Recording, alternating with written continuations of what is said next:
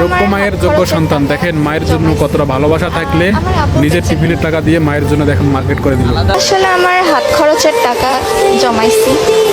আমার আব্বু বেঁচে নেই।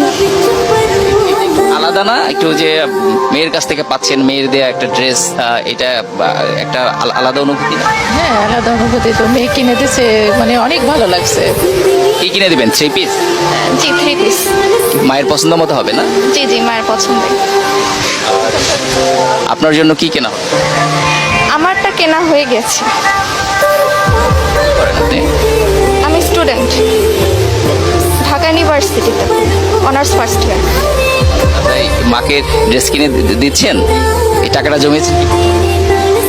এটা আসলে আমার হাত খরচের টাকা জমাইছি, তারপরে স্কলারশিপও আছে, এসব মিলাই আর কি। আমার জন্য কিনে দিতে পেরে কেমন লাগে? ভালোই লাগছে। ওকে দেওয়া হবে?